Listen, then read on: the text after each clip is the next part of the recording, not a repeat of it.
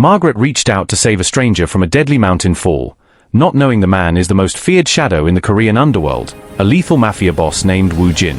Her hands were shaking so violently she could barely grip the freezing rock face. 30 feet below, the Pacific Ocean crashed against jagged stones with enough force to pulverize bone.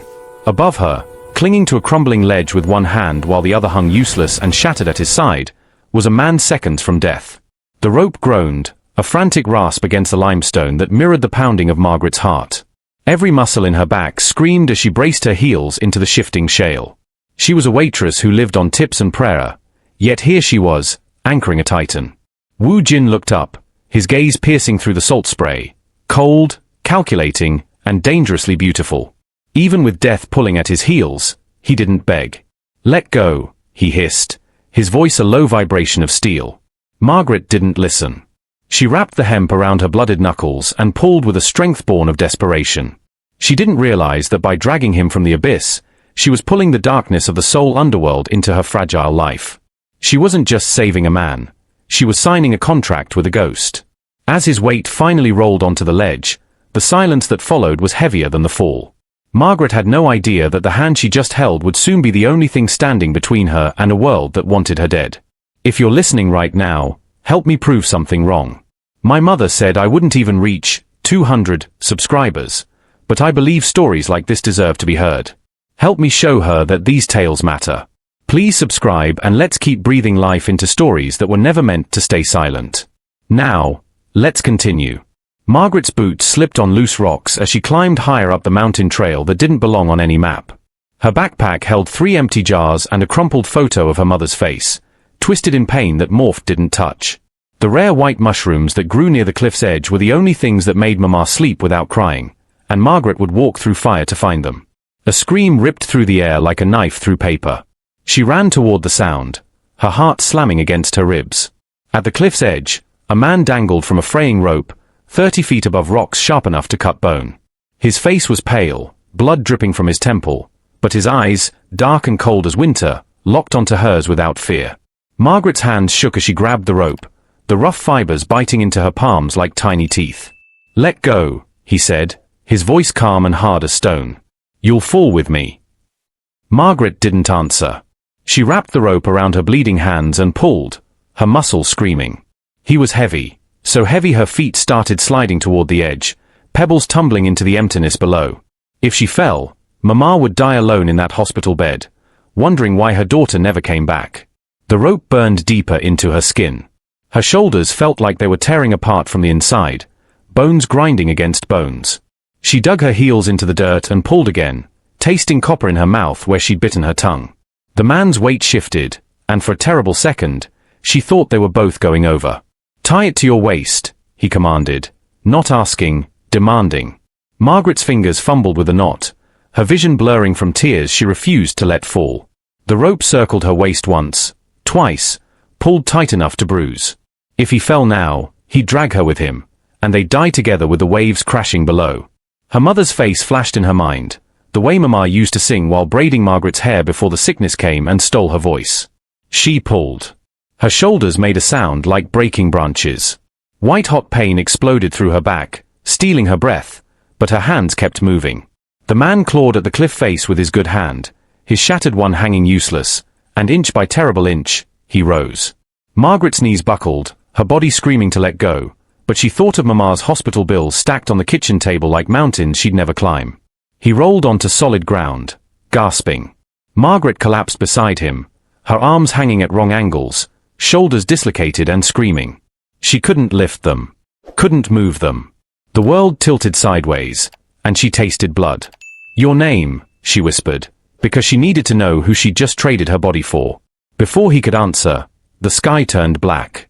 A helicopter dropped from the clouds like a hunting bird, wind whipping Margaret's hair across her face. Men in dark suits jumped out before it even landed, guns strapped to their chests, faces hidden behind sunglasses that reflected nothing.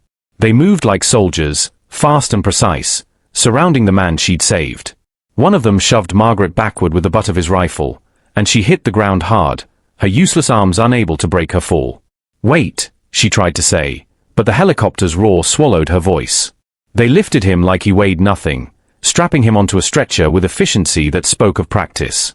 He turned his head, those cold eyes finding hers one last time, and his lips moved. She couldn't hear the words, but she read them clearly, "I owe you." Then they were gone. The helicopter disappeared into the clouds, and the mountain fell silent except for Margaret's ragged breathing. She lay in the dirt, arms screaming, shoulders torn, staring at the empty sky. No thank you. No explanation. Just the fading sound of rotor blades and the metallic taste of her own blood. She'd risked everything for a stranger who vanished like smoke. Her fingers brushed something cold in the dirt. A cuff link. Gold, heavy, shaped like a dragon with ruby eyes that caught the dying sunlight. She closed her fist around it, the metal warming against her palm. It was the only proof he'd been real at all. This man who'd looked at death without flinching, who'd let her tie her life to his without hesitation. Margaret didn't know his name. She didn't know that the dragon in her hand was the mark of Seoul's most feared family. She didn't know that by saving his life, she just painted a target on her own back big enough for the entire underworld to see. All she knew was that her mother needed medicine, her shoulders felt like shattered glass, and she had to walk down this mountain alone with a stranger's debt burning a hole in her pocket. The sun dipped below the horizon, and shadows spread across the cliff like spilled ink. 3 days after the mountain, Margaret's left arm hung in a sling that smelled like old bandages and broken promises. The emergency room doctor had popped her shoulders back into place with 2 sickening cracks that made her scream, then sent her home with pills she couldn't afford and orders to rest for 6 weeks. She'd returned to work the next morning because rent didn't wait for healing, and Mama's hospital bills kept growing like weeds in summer. The Blue Moon Diner's fluorescent lights buzzed overhead as Margaret balanced a tray of coffee cups on her good arm, her body moving through muscle memory alone. Table 6 needed refills. Table 3 wanted their check. The dragon cufflink sat heavy in her apron pocket, a secret weight she touched every hour like a talisman. She'd tried pawning it yesterday, but the shop owner had gone pale and shoved it back across the counter without a word.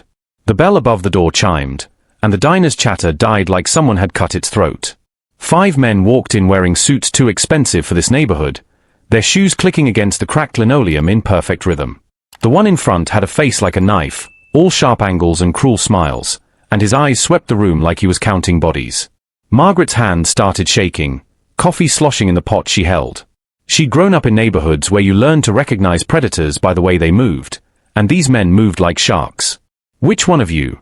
the knife-faced man said in accented English, his voice smooth as oil, "touched my brother on the mountain 3 days ago?" The words punched through Margaret's chest. Her fingers went numb around the coffee pot's handle. Behind the counter, her boss Jerry ducked his head and pointed straight at her without hesitation, the same way Mama's friends had pointed at them when the landlord came looking for rent. The man's smile widened. The black waitress. How fitting. Margaret's throat closed. She'd heard that tone before, in the voices of teachers who looked past her raised hand, in the sneers of customers who left pennies as tips, in the laughter of boys who said she was pretty for what she was. She set the coffee pot down because her hand wouldn't stop shaking, and she refused to give him the satisfaction of seeing her spill. "I don't know what you're talking about," she said, her voice steadier than her legs. He crossed the diner in 3 strides, his thugs fanning out to block the exits. Up close, he smelled like expensive cologne and something metallic that made her stomach turn. His finger jabbed toward her sling, and pain exploded through her shoulder where he pressed deliberately into the injury. "You put your filthy hands on Wu Jin," he hissed. "You think saving him gives you the right to exist in his world?" Margaret's vision blurred. "I didn't know who he was. He was falling. And you should have let him fall." He grabbed the coffee pot from the counter behind her, steam rising from the fresh brew Jerry had just made. "Now you need to apologize for touching something that doesn't belong to you." The words died in Margaret's throat. Her father's voice echoed in her head, "Never apologize for doing right, Maggie girl," from back when he was still alive, before the cancer, before Mama got sick too and Margaret learned that doing right never paid the bills. She lifted her chin. "No." His hand moved faster than thought. Boiling coffee splashed across her injured arm, soaking through the sling, burning through bandages to raw skin beneath. Margaret's scream tore out of her before she could stop it, her knees hitting the floor as fire consumed her arm. The diner spun. Customers stared with wide eyes, but nobody moved, nobody helped, because they all knew better than to stand between wolves and prey. Sang-hee laughed, the sound high and delighted. "Look at her. On her knees where she belongs." He raised his hand again, palm open, ready to strike. Margaret tasted copper and salt. Her teeth clenched so hard her jaw ached. She thought of Mama in that hospital bed, waiting for medicine that would never come if Margaret died here on this floor. The diner door opened. The temperature dropped 10 degrees. Sang-hee's hand froze mid-swing, his face going slack. Margaret looked up through tears and saw him, the man from the mountain, standing in the doorway like a ghost made flesh. Wu Jin's temple still bore the purple shadow of bruising, and he moved carefully, favoring his right side, but his eyes held the same cold fire she remembered from the cliff's edge. He didn't look at his brother. Didn't acknowledge the thugs. He walked straight to Margaret and dropped to one knee in front of her, his expensive suit soaking up spilled coffee without hesitation. His hands, steady and sure, pulled a silk handkerchief from his pocket and began wiping the coffee from her shoes with movements so gentle they made her chest ache. Wu Jin, she's nothing, Sang-hee started. Kneel, Wu Jin said, his voice quiet as a grave. Sang-hee's face went red. I'm your brother. Kneel, or I'll break both your knees and you'll have no choice. The thugs shifted. One reached for his gun. Wu Jin still didn't look up from Margaret's shoes, but his next words cut through the diner like a blade through silk. Touch that weapon and your family will receive your fingers one at a time for the next 10 days. The thug's hand dropped. Sang-hee slowly, humiliatingly, lowered himself to the floor. Wu Jin finally raised his eyes to Margaret's face. Up close, she could see the exhaustion carved into his features, the bandage hidden beneath his collar, the weight of something ancient and terrible pressing down on his shoulders. This woman, he said, loud enough for everyone to hear, is now the most protected person in this city. Anyone who harms her will answer to me personally. Margaret's burned arm throbbed. Her shoulders screamed. But Wu Jin's hand, warm and solid, closed gently around her good wrist. She'd saved a stranger on a mountain. Now she wondered if she'd doomed herself instead. The penthouse windows stretched from floor to ceiling, showing a city Margaret had only ever seen from the ground looking up. Her mother slept in the next room on sheets that cost more than their old apartment's monthly rent, hooked to machines that beeped softly instead of screaming like the ones at County General. A doctor, a real one with kind eyes and steady hands, checked Mama's vitals every 2 hours, and for the first time in 3 years, Margaret watched her mother's face relax into sleep without pain twisting her mouth. Wu Jin stood by the window, his reflection ghostly against the night sky, and Margaret's fingers wouldn't stop twisting the edge of her new shirt that still had the price tag hidden in the collar. The kidney donor, she said, her voice cracking on the words. You found one in 24 hours. His shoulders tensed, a movement so slight she almost missed it. Your mother needed help.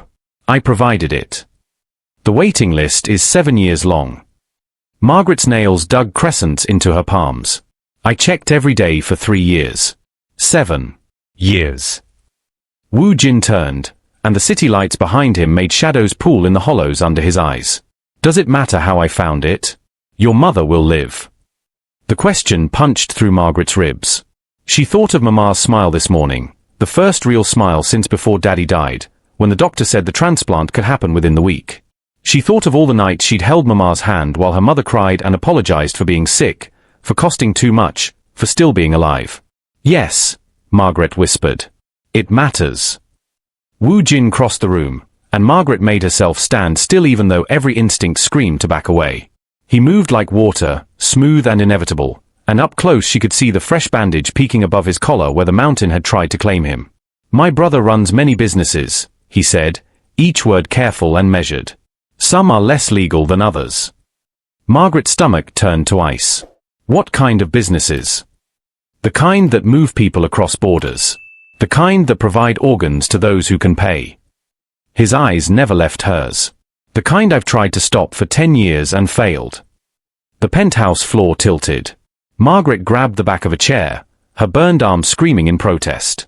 You're telling me the kidney that's going to save my mother was stolen from someone who didn't want to give it.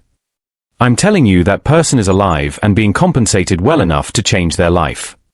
Wu Jin's voice dropped lower. I'm telling you that in my world, this is the kindest version of how these things happen. Margaret's throat closed. She saw Daddy's face the night before he died, his hand squeezing hers, making her promise to take care of Mama no matter what. No matter what, Maggie girl. You hear me? No matter what it costs. I can't, she turned toward the door, her feet moving before her brain caught up. I have to leave. We have to leave. Your mother's surgery starts in 20 minutes, Wu Jin said, and the word stopped Margaret like a bullet through the chest. The surgeon is already scrubbing in. The kidney is in a cooler on ice, and every minute it waits reduces her chance of survival. Margaret's hand froze on the door handle. Behind her, she heard Wu Jin exhale, the sound ragged and human in a way that made her chest ache. I hate this world, he said quietly. I was born into it. My father was a killer, and his father before him. I've tried to leave 3 times, and each time they dragged me back covered in the blood of everyone who tried to help me escape. Margaret turned. Wu Jin stood in the center of that enormous room, surrounded by wealth built on suffering, and his face looked carved from stone that was starting to crack.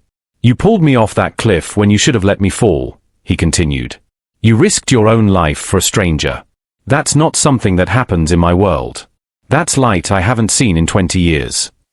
His hand reached toward her, palm up, not demanding, asking. If you leave, take the kidney. Save your mother. Hate me forever if you need to. But don't make her pay for my sins. Margaret's vision blurred. The door handle bit into her palm where she gripped it hard enough to hurt.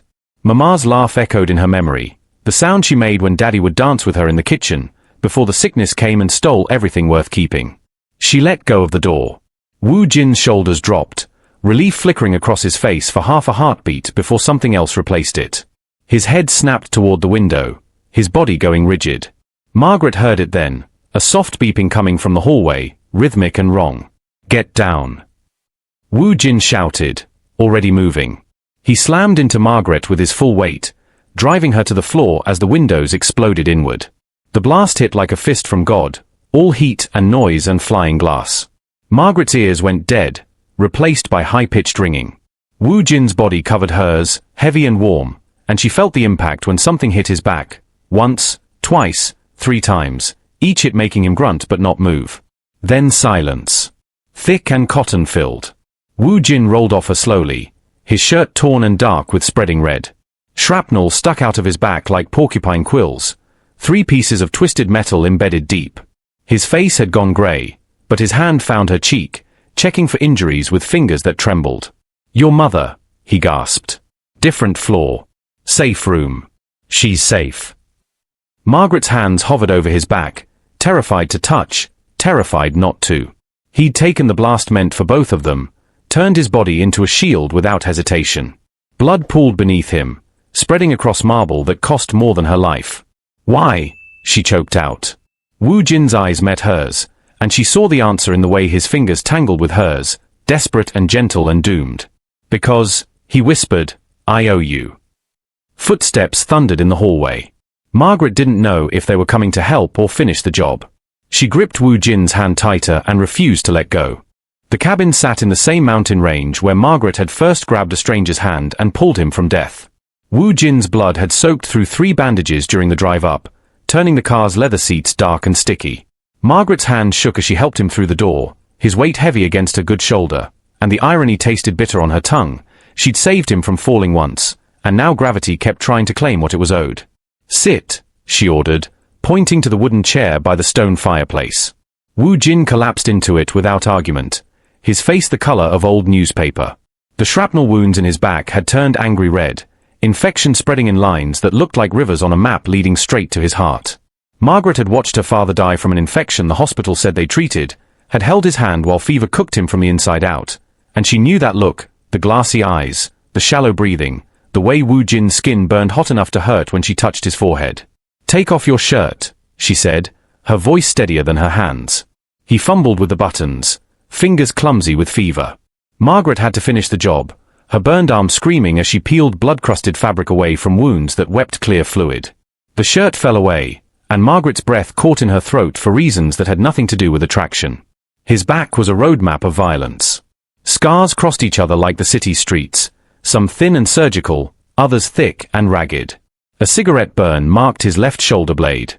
Something that looked like teeth marks circled his ribs. He'd survived a lifetime of pain before she ever met him. Who did this to you? The words escaped before she could stop them. Wu Jin's laugh sounded like breaking glass. Family. Teachers. Men my father wanted to make me strong. His head tilted back, eyes finding the ceiling. I was 7 for the first one. My father put out a cigarette on my back when I cried during a business meeting. Margaret's hands froze, the antiseptic-soaked cloth dripping onto the cabin's worn floor. She thought of her own father, who used to check under her bed for monsters and would have fought God himself before letting anyone hurt her. Wu Jin had grown up with monsters who didn't hide under beds.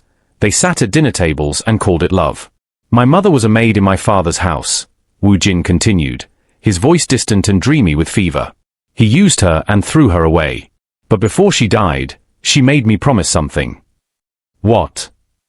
Margaret pressed the cloth to an infected wound, and Wu Jin's whole body went rigid, but he didn't scream. That I'd never let a woman suffer for a man's choices.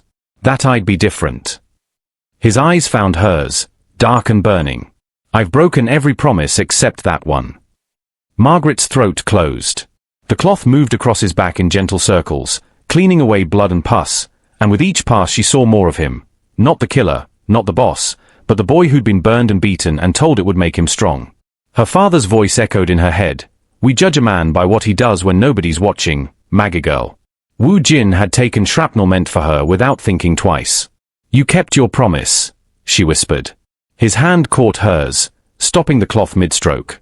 The cabin's shadows made his face look carved from stone, but his fingers trembled against her wrist. You pulled me from a cliff when you should have let me fall. You're either the bravest woman I've ever met or the most foolish.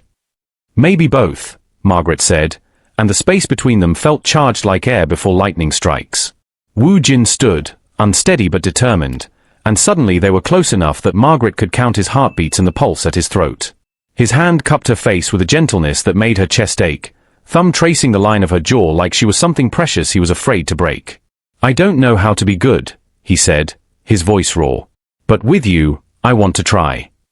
Margaret rose on her toes and kissed him, tasting fever and desperation and something that felt dangerously like hope. His arms wrapped around her carefully, mindful of her injuries, and she pressed closer despite the pain because pain was familiar but this feeling of being held like she mattered, was brand new. They moved to the cabin's small bed as moonlight spilled through the windows. Wu Jin's fever-hot skin against hers, his careful hands learning every scar she carried, her fingers tracing the violence carved into his back. Outside, the world wanted them both dead, but inside this moment, they were just two broken people trying to make each other whole. Wu Jin fell asleep with his head on her chest, his breathing evening out for the first time since the blast. Margaret lay awake, running her fingers through his hair, and tried not to think about how temporary peace always was in her life. A branch snapped outside the window. Margaret's hand froze. Another snap, closer this time, followed by the soft crunch of boots on pine needles. Through the gap in the curtains, she saw flashlight beams cutting through the trees like knives, moving in a grid pattern that spoke of training and purpose. They'd been found. Wu Jin's even breathing continued, oblivious, while outside the cabin, shadows with guns closed in like wolves around wounded prey. The restaurant's keys felt heavy in Margaret's palm, brass warm from Wu Jin's hand moments before he'd pressed them into hers. The storefront sat on a quiet street where morning sun painted the sidewalks gold, and through the dusty windows she could see empty tables waiting to be filled with life. Her name, Margaret Vance, sat on the deed in clean black letters, no blood money visible in the ink. It's yours, Wu Jin said, standing close enough that his shoulder brushed hers. No strings. No family business. Just food and honest work. Margaret's throat closed around words that wouldn't come. Her father had dreamed of owning a restaurant before the cancer ate through their savings, had sketched floor plans on napkins while Mama laughed and Margaret colored in the corners. She'd buried that dream with him 6 years ago, wrapped it in a casket and lowered it into the ground. The walls, she whispered, unlocking the door with shaking hands. Daddy wanted them yellow. Like sunlight. Wu Jin pulled out his phone, fingers flying across the screen. I'll have paint samples here within the hour.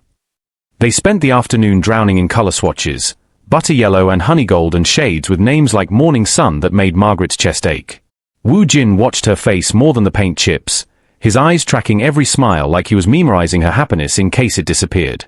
They argued over the menu. Margaret wanted her mother's fried chicken recipe. Wu Jin insisted on Korean fusion that would make the neighborhood take notice.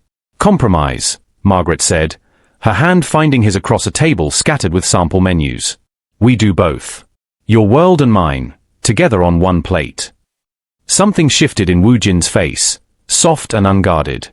He pulled a small box from his jacket pocket, the velvet worn at the corners like he'd been carrying it for days.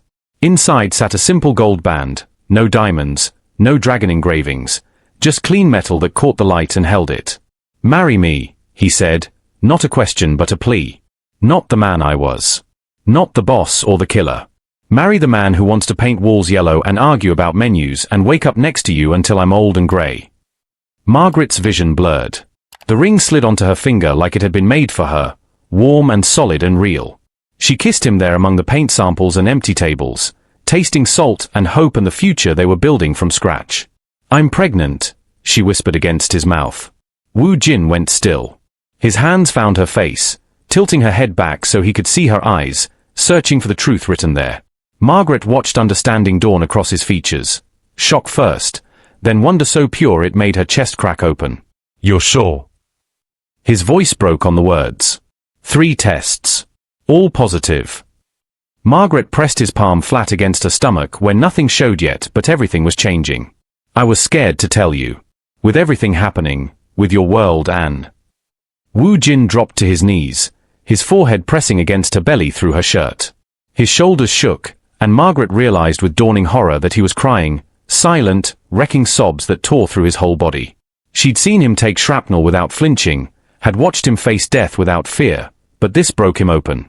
"I thought I'd never get to be a father," he choked out. "Never deserved it. But you," his hands tightened on her hips. "You keep giving me reasons to be better than I am." Margaret ran her fingers through his hair, her own tears falling onto his upturned face. For one perfect moment, they were just 2 people planning a life together, paint colors and baby names and restaurants with yellow walls. Then Wu Jin's eyes rolled back in his head, and he collapsed against her legs. Margaret screamed his name, trying to catch his weight as he crumpled. His body hit the floor hard, limbs twitching, foam bubbling at the corners of his mouth. She turned him on his side the way the first aid posters at the diner had taught her, her burned arm screaming as she struggled to keep him from swallowing his tongue. The ambulance took 12 minutes to arrive.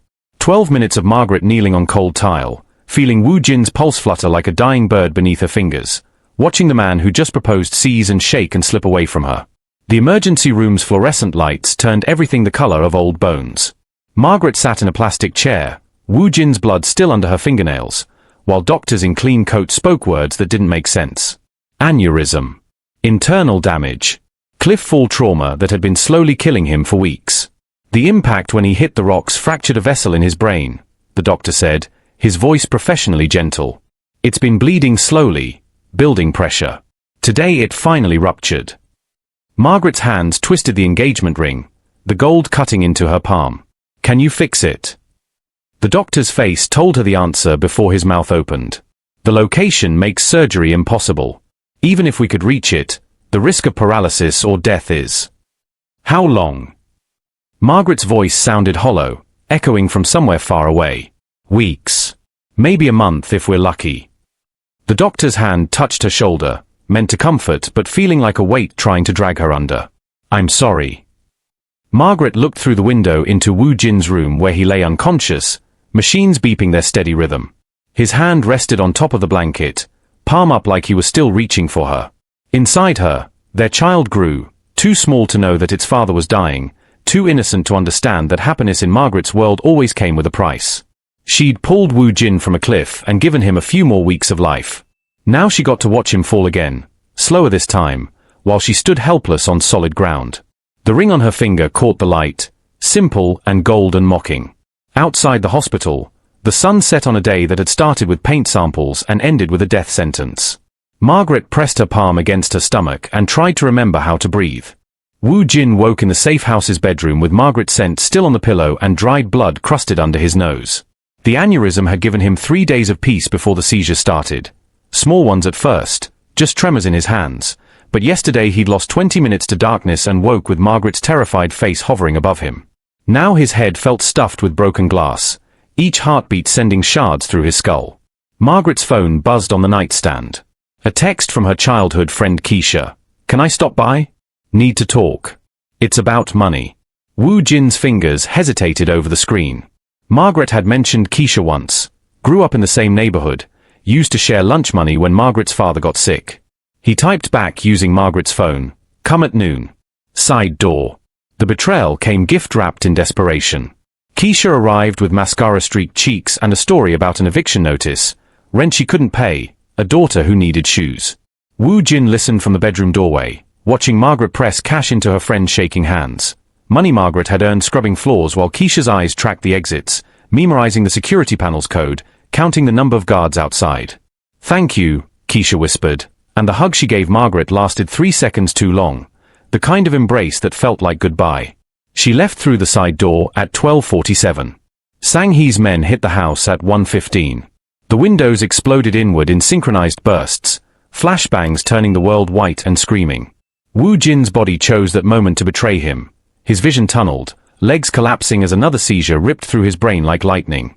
He hit the floor convulsing, tasting copper, watching through fragmented vision as men in tactical gear swarmed through the smoke.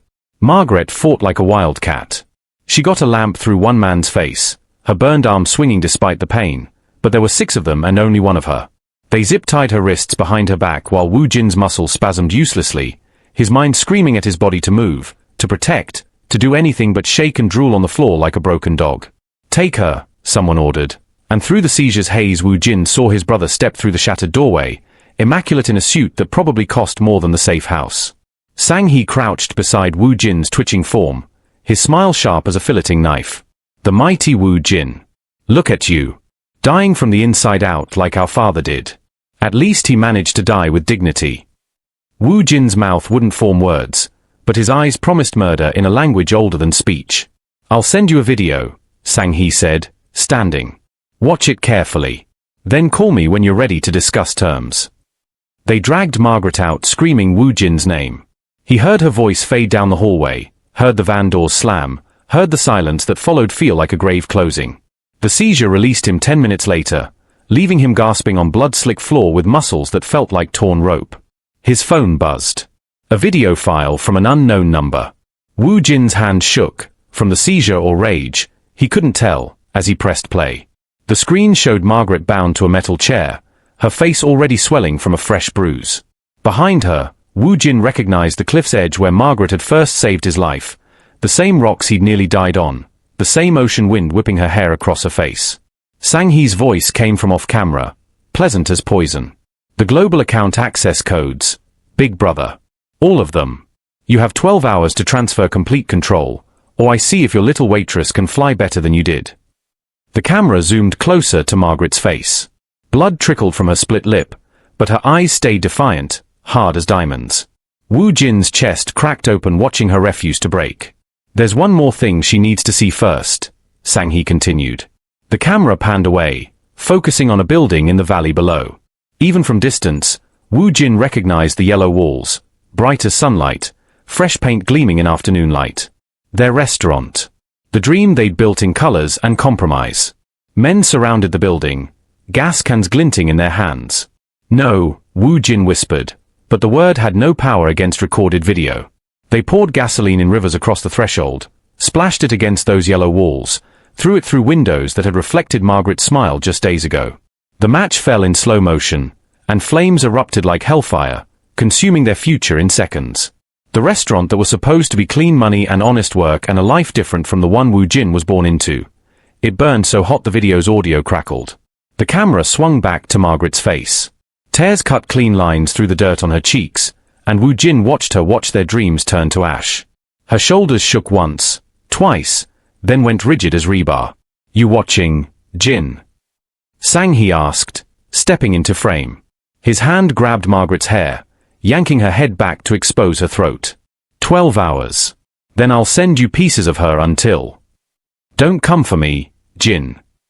Margaret's voice cut through her brother's threats like a blade through silk. She stared directly into the camera, her eyes finding Woo Jin's across the digital divide. You hear me? Don't trade anything for me. Don't give him what he wants. Sang-hee's hand tightened, but Margaret kept talking, her voice rising. Kill them all. Every single one. Burn it all down. Her face twisted, tears and rage and love warring across her features. Our baby deserves a world where monsters don't win. So you give them hell, Woo Jin. You give them hell and don't look back. The video cut to black. Woo Jin sat on the floor of a safe house that wasn't safe anymore, his body slowly dying from a wound Margaret's hands had created when she pulled him from that cliff. She'd saved him then. Now she was demanding he save their child by letting her die. His phone rang. Sang Hee's number flashed across the screen, patient and expectant. Woo Jin answered, his voice steady as stone despite the blood still drying under his nose. I'm not giving you the accounts. Sang Hee laughed, the sound tinny through the speaker. Then she dies screaming your name. She won't. Woo Jin stood, his legs unsteady but holding. Because I'm coming to get her. And when I do, brother, I'm going to throw you off that cliff myself. He ended the call. His hands reached for weapons he'd sworn to leave behind, guns and knives and the monster he'd tried to bury for Margaret's sake. But she'd asked for hell. And Woo Jin had always been good at delivering. Woo Jin climbed the mountain path with death already inside him, each step sending lightning through his skull where the aneurysm pulsed like a second heart. His reflection in the car window before he'd started the climb had shown a ghost. Skin grey as ash, eyes sunken deep, the kind of face that belonged in a hospital bed, not on a battlefield. But Margaret was up there on that cliff, and Woo Jin had promised his mother he'd never let a woman suffer for a man's choices. The wind howled the same way it had the day Margaret saved him, salt spray stinging his face as he crested the ridge.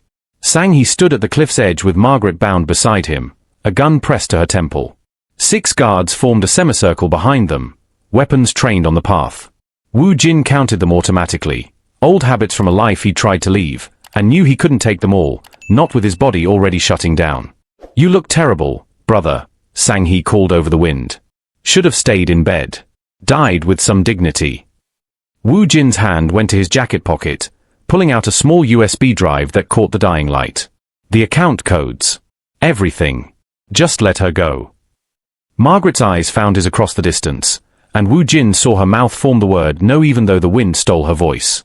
Her face bore fresh bruises, blood crusted at her hairline, but she was alive and that was enough. Sang Hee's smile widened. Toss it here. Slowly. Woo Jin threw the drive in an arc that seemed to hang in the air forever. Sang Hee caught it one-handed, immediately passing it to a guard who plugged it into a laptop balanced on a rock. Numbers scrolled across the screen, account information, access codes, the digital keys to an empire built on blood and suffering.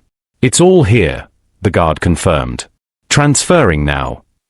Woo Jin watched the progress bar crawl across the screen and counted seconds in his head. His programmer had promised the virus would take 90 seconds to activate, 90 seconds for it to worm through the syndicate's financial network and turn everything to ash. At 80 seconds, the guard frowned at the screen.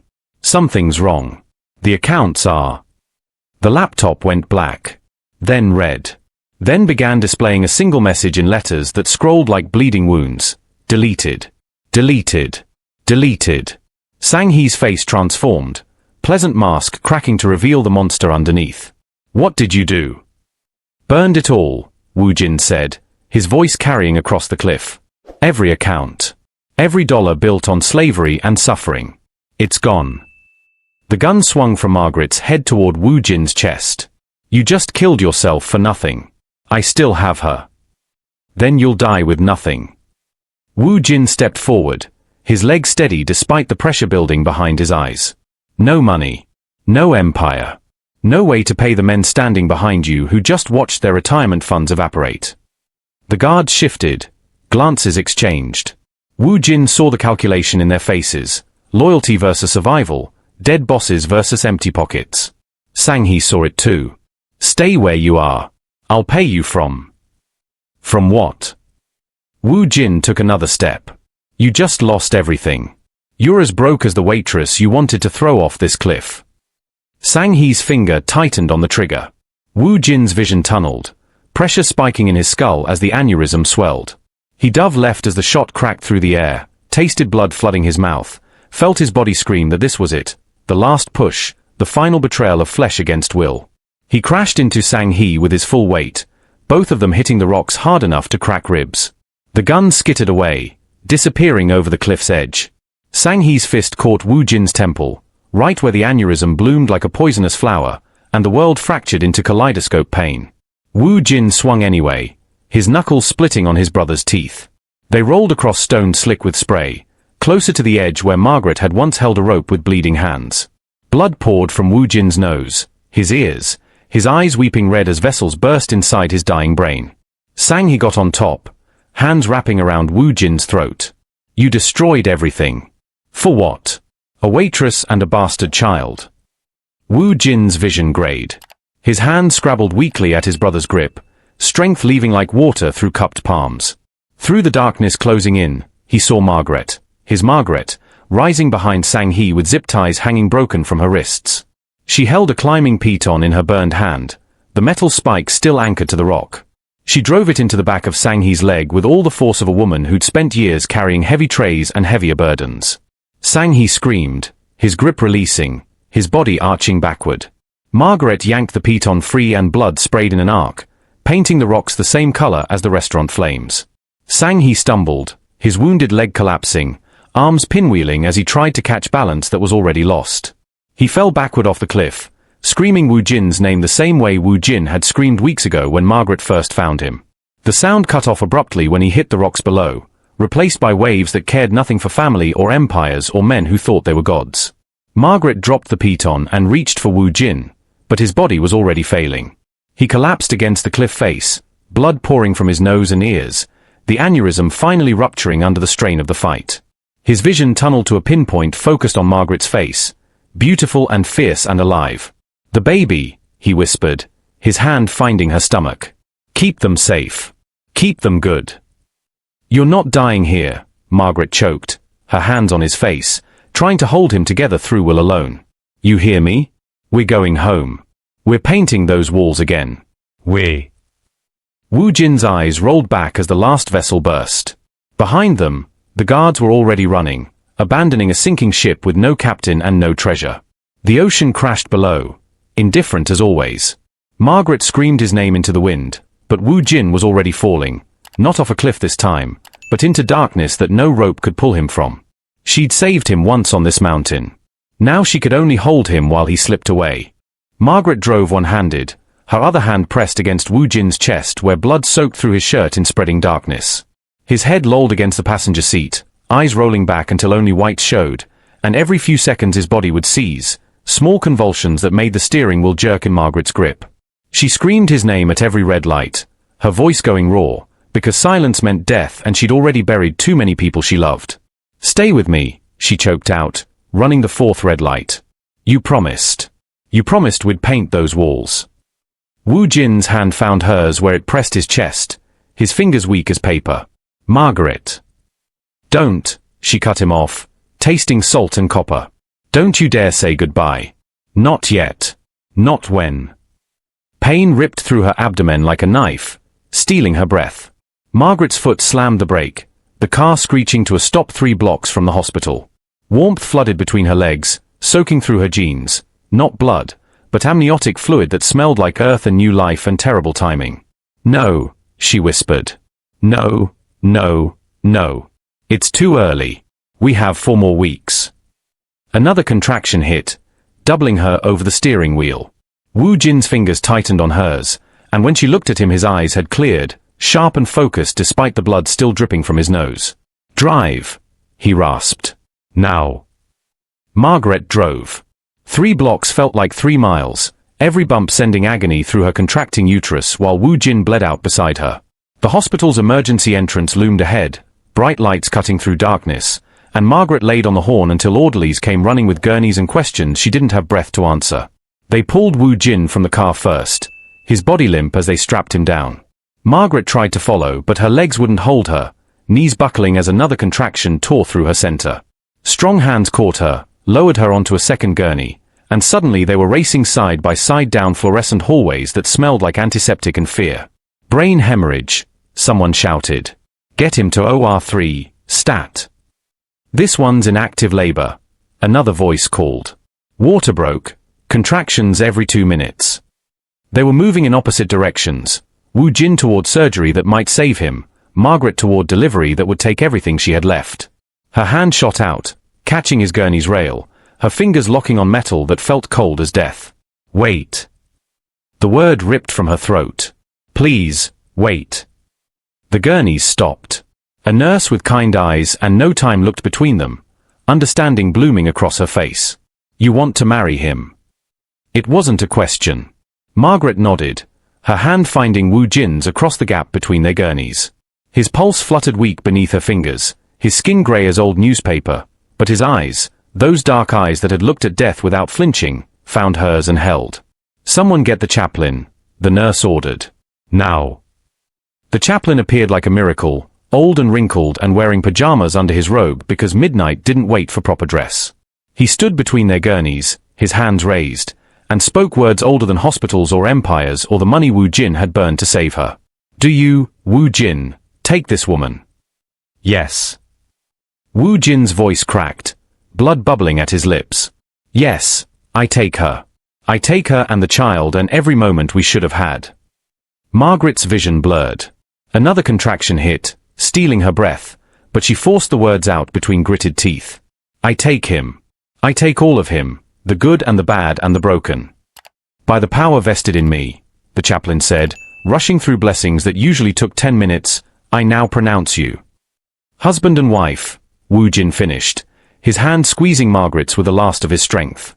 His other hand moved to her stomach, pressing against where their child pressed back from inside. "Make him a good man, Margaret.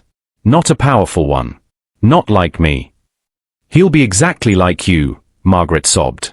"Brave and broken and willing to burn the world for." The gurneys moved. Orderlies pulled them apart despite Margaret screaming, despite her fingers trying to hold onto Wu Jin's hand as they wheeled him toward OR3's doors. Their hands separated, his blood smearing across her palm, and Margaret watched those doors swing shut on her husband's grey face.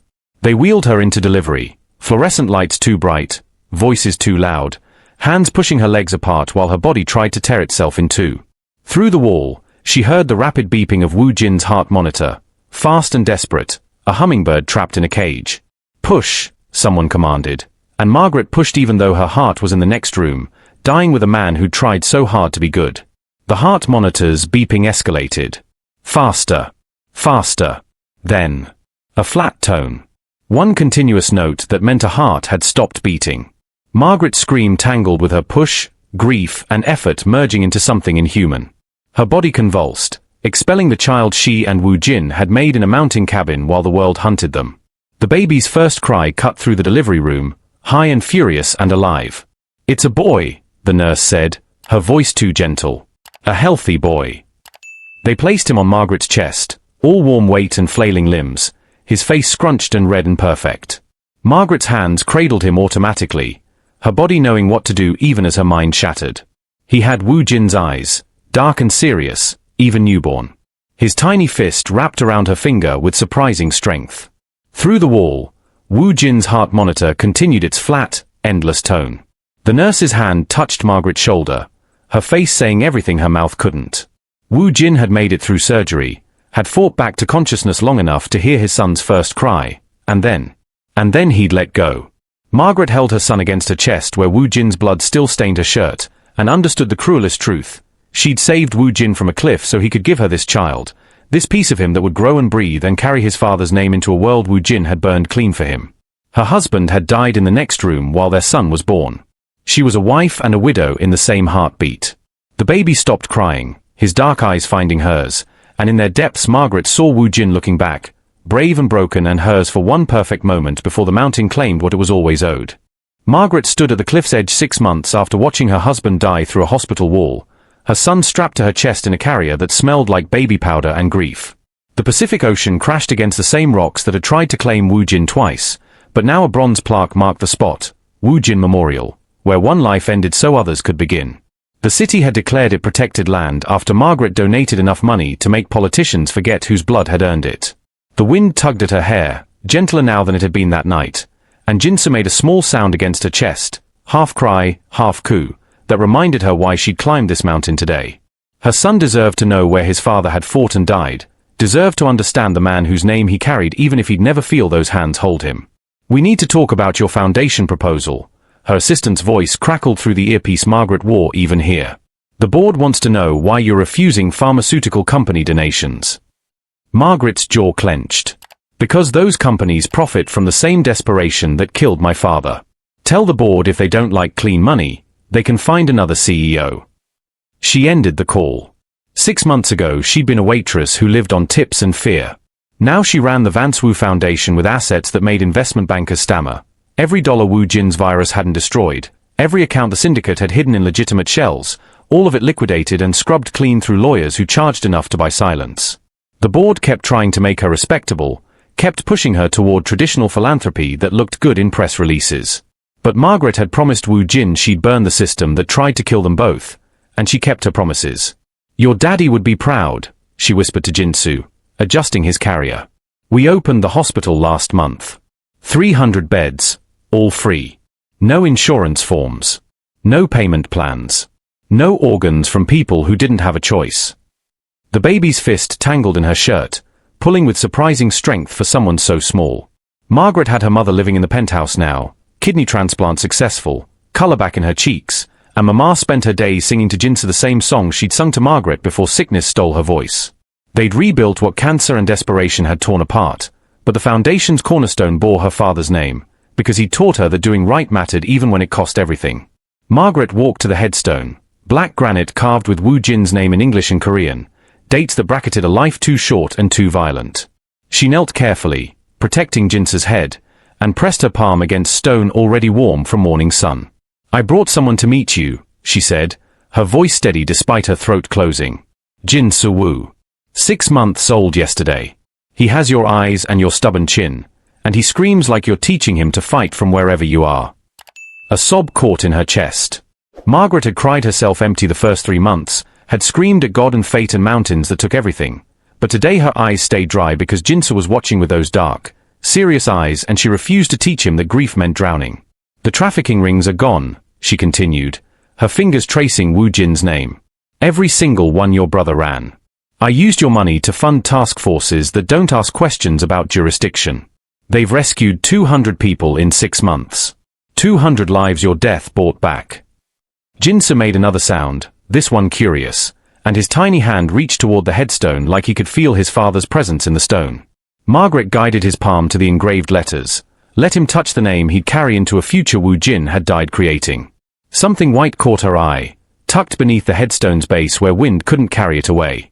Margaret's fingers closed around an envelope, expensive paper, Wu Jin's handwriting across the front that read simply Margaret. Her hands shook as she tore it open, careful not to jostle Jinsu, and unfolded paper that crinkled like autumn leaves. "My Margaret," the letter began, and her vision blurred despite her promise not to cry. "If you're reading this, I lost. I'm sorry. I'm sorry you're alone and our child will grow up with only stories of a father who tried to be good and mostly failed. But I need you to know something before I face my brother for the last time. You didn't save my life on that cliff. You saved it every day after. When you looked at me covered in blood and saw someone worth pulling up. When you took my burnt, violent money and tried to turn it into something clean. When you loved a dying man knowing he'd leave you too soon. You saved me from becoming my father, from believing that monsters can't change. I destroyed the empire tonight. Burned every dollar. The accounts the virus couldn't touch, I've transferred them to your name, clean and legitimate. Use them however you want. Build that restaurant with yellow walls. Feed people who are hungry like you were. Make the world different than the one that made me. Tell our child I loved them before I knew them. Tell them their father's last thought was of their mother's hands, bloody and strong, refusing to let go even when letting go would have been easier. You saved my life, Margaret. You gave me a reason to want to live in the same breath death was taking me. That's everything. That's more than I deserved. I love you. I'm sorry. Take care of our light. Jin. Margaret's tears fell onto the paper, smearing ink that spelled out love from a dead man's hand. Jinsu squirmed against her chest, and she realized her son was reaching for something, his tiny fist opening and closing with baby determination. She looked down and saw what had fallen from the envelope, the gold dragon cufflink, the one she'd found in the dirt 6 months ago when her life was different. The cufflink she'd carried in her pocket through hospital visits and penthouse moves and board meetings where men twice her age called her Miss Vance like she hadn't earned the Mrs. Wu that came after. Margaret placed it in Jinsu's palm. His fingers closed around it immediately, gripping the dragon with the same strength his father had used to grip that cliff's edge, refusing to fall even when falling would have been easier. You saved his life, Mama. The words came from nowhere and everywhere, not Jinsu's baby voice but something older, the echo of a future where her son would understand what his parents had fought for. And he gave us ours. Margaret stood, her son clutching his father's legacy in one small fist, and looked out over the city Wu Jin had burned clean for them.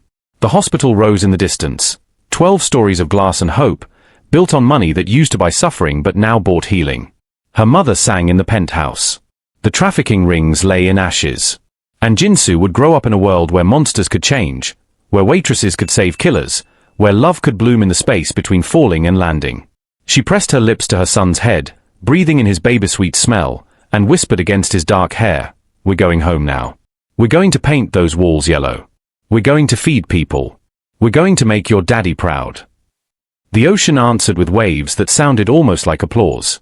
Margaret turned from the cliff, carrying Wu Jin's son toward a future he died creating, and didn't look back. Behind her, the memorial plaque caught sunlight, bronze turning gold, a permanent reminder that sometimes salvation wears a killer's face and love demands the ultimate price. But the cliff couldn't have him anymore. She'd pulled Wu Jin from that edge once, and his legacy, their son, their foundation, their love, would never fall.